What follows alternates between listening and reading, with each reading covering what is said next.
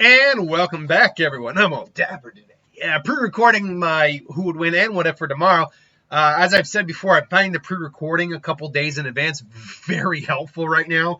So I'm at least pre-recording these two videos for tomorrow. I might even, if I can, get around to pre-recording the what if or the Lantern Corps video today as well for Tuesday, and then I'm going to pre-record a bunch of other stuff for the week and so forth and so on. I'm finding that just a far more appeasing schedule for myself.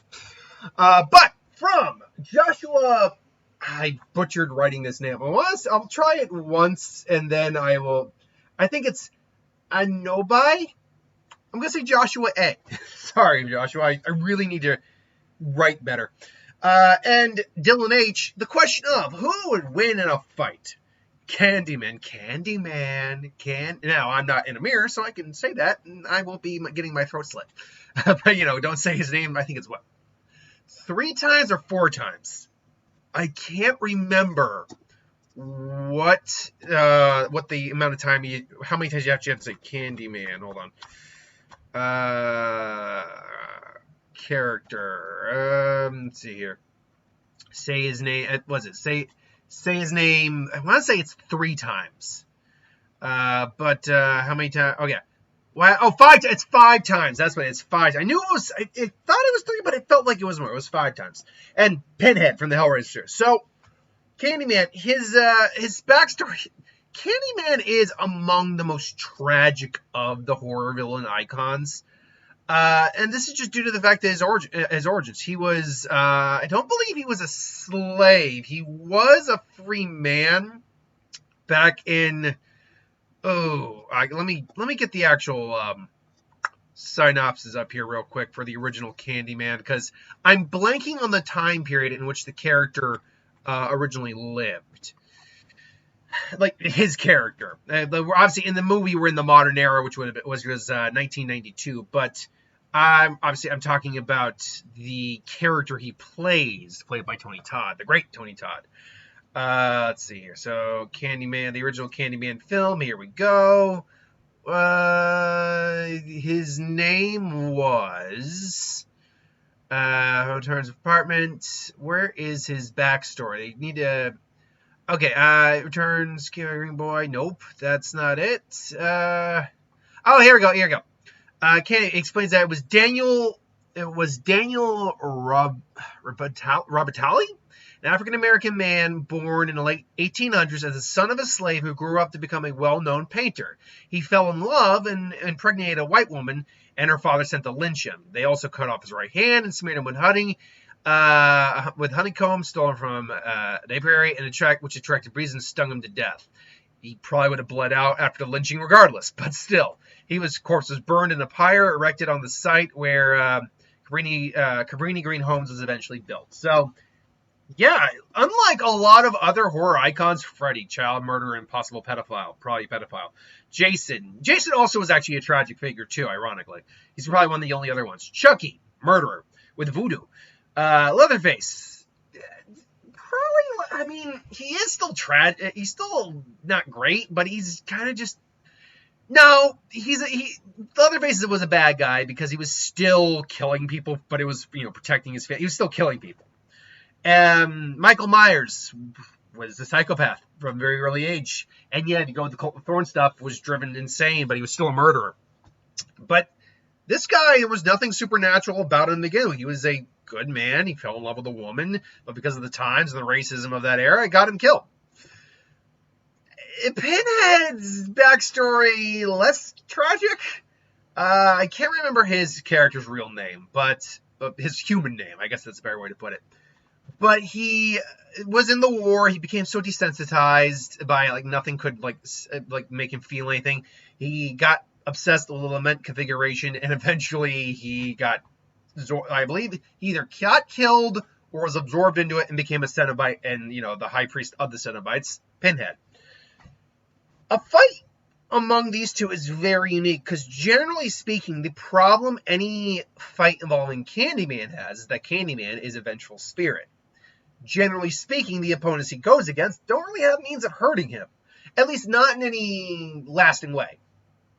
Pinhead, though, being a more or less a demon. A Cenobite is more or less just the type of demon. A demon of hell should, by all accounts, be very capable of harming and damaging and maybe even destroying a spirit. So that begs the question, what abilities do each of these characters bring into the fight that could harm or destroy the other? Candyman, first and foremost, is physically stronger when he's in physical form, manifested than a normal human being, capable of even lifting someone one-armed with his hook hand. He has a colony of bees that lives inside of him. He is capable of disappearing, causing hallucinogenic effects on individuals. He's durable enough to take any standard damage without any issue. But again, he doesn't normally have to deal with supernatural entities fighting himself. He's also obviously a skilled painter, painting with blood and all that stuff. But beyond that, he's also very charming and, not deceptive, but manipulative. Look, he's Tony Todd. Tony Todd was a good-looking... And, Tony Todd, for a guy in his 60s now, he still ain't a bad-looking guy. But, he was a handsome SOB, let's be honest. Pinhead, though, Pinhead is weird when it comes to these fights because Pinhead himself is actually not that much of a fighter. He relies on his intimidation, but he also relies on the fact that he can manipulate these demonic, supernatural chains that just appear either out of him or out of nowhere, and he can just create them indefinitely. So that would really be the only thing he brings to the table when it comes to a fight. Now, in terms of the damage he can take in a fight, it's the same issue with Candyman. Normal human weaponry wouldn't do really anything to him. He can still feel pain, but it's a pain that, because he's a masochist, he has pins literally in his head. He likes pain. He enjoys pain. There's the balance and the dance he loves to play between pain and pleasure.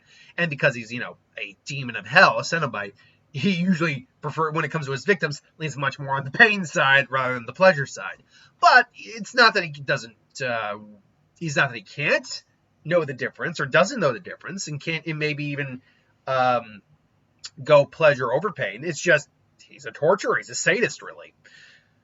But that leads to a big problem. And I do remember this from some of the other movies, against other Cenobites, even lower ranking ones, he did struggle in fights. Now, he did ultimately reclaim his place among the Cenobites later on in those films, but against other individuals of his race, he is actually susceptible to being harmed.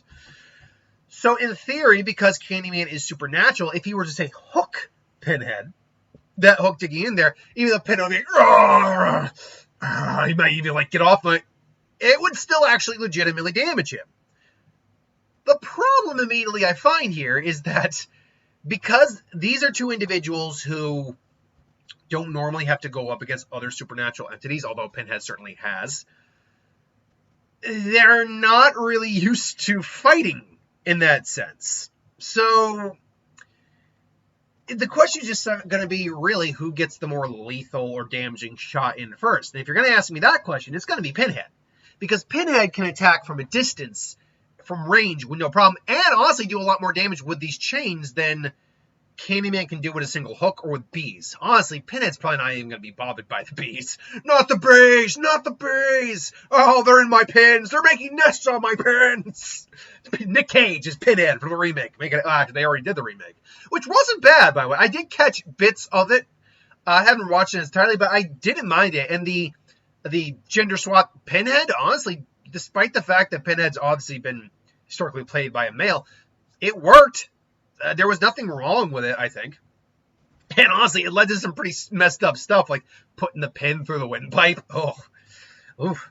But yeah, also should note, for anyone who is smart enough to capitalize on this little weakness of Pinhead, those pins are severe weaknesses. They are open attacks that you can just BAM! If you were to hit with just your open palm, you'd actually probably get a pin inside your head. But if you've got, even a paddle, a baseball bat, and you just hit it in the side, and you just dig those pins into his head, I think he's aware of this too, let's be honest. But he's very much going to be feeling pain from that. It's going to be digging into his brain, all that. Granted, again, he's supernatural at this point, so that really wouldn't matter. Now, again, before anyone brings this up, Pinhead is not a multiversal level threat. Now, no one's brought that up in a while, but back in the early days when I started bringing up Pinhead, They always spell he's a multiversal threat. And I'm looking it up, like, you know where that comes from? When the human part of Pinhead is still in there was separated from the true Pinhead, or from the Pinhead Cenobite, that's when his powers started to kind of go unchecked, and he did start to show signs of that level of power. But that's because he was siphoning off. He was going full hell, like, siphoning demon kind of thing there. When you're looking at normal Pinhead, he does not have that level of power. He just doesn't. Another thing I forgot to mention, though, is that the Cenobites can, in fact, cause explosions. Just naturally do some pyrotechnics or pyrokinesis, a little bit of telepathy. So that is another ability in Pinhead's favor. So, yeah, these two would confront each other. Someone said Pinhead, someone's open lament configuration. They've heard the rumor of Candyman. Maybe they use him to just go toe-to-toe with Pinhead. I really don't think the fight goes very far because, again, being supernatural entities in their own right, they should be able to actually interact with each other and therefore harm each other effectively. And so the minute those chains come up and just start ripping into Candyman, I'll tear your soul apart. And he would do that. Like, he arguably could actually, I don't know if he actually eats souls. Freddy can eat souls. I don't know if Pinhead eats souls. I legitimately don't know. First off, they're demons, they're Cenobites. They don't actually have to eat. But I wonder, but we've seen like many demonic entities still like consume matter or souls, whatever. I wonder if he eats souls. You know what? I'm going to Google that right now, just because if he can eat souls, well, that's a done deal then. That's a one and done there. So does Pinhead eat souls? Let's find out. Does Pinhead eat souls? All right. Does Pinhead? Okay. All right. Do Cenobites eat or drink?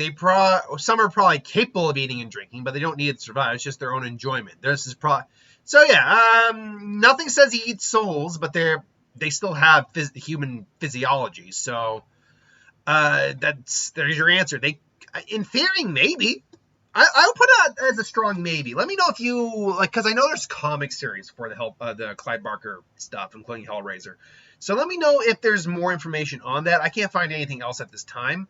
But for the sake of argument, I will say right now no, because there's no evidence to say otherwise. But he might still be able to drag his soul to hell. And Pinhead might even look at the person and go, "You opened the lament configuration. However, you have given us an interesting prize. This will be your one time spared. Open it again, and all the joys and pleasures we have for you will be unleashed 1,000-fold." Because he gets this interesting, technically immortal being to basically like, ooh, time to play. So, yeah, I think that might actually save the individual who opened the lament. And therefore, they quickly just pick up the lament, make sure it's closed, put it in like some concrete, then put it in a smelting plant, then throw it at the Mariana Trench. Like, that's the thing. With these items that are so cursed that you never want anyone to ever have them, like, oh god, what was there is allegedly, in Jewish lore, a box that has that has been buried and only known, the location is only known by certain people. And it's meant to be forgotten. Like, there is such evil and stuff in there that you never want it found. Or, like, the lament configuration, like the puzzle box. Items like this that are so cursed that it's like you literally cement block, harden, another cement block, harden, smelting plant, metal, just do whatever you can to make sure no one can get at this. And then you dump it in the farthest, deepest trench of the ocean, and it is never once brought back to light. And then watch it be so evil, it just literally burns through all of that, and it just floats back to the surface after some time. But as far as we know, these things don't have that power. Or the Ark of the Covenant, hypothetically, just let it lie, just bury it down, that kind of stuff. Regardless, that's my thought. I'd go with Pinhead on this. What do you think? In the comments below. Let me know. Until then, thanks for watching. Hope you enjoyed, and I'll see you guys for the next one, because it's the week of What If, and we about to go hard, baby. Naruto, Keke Genkai Copying, Part 2. Let's do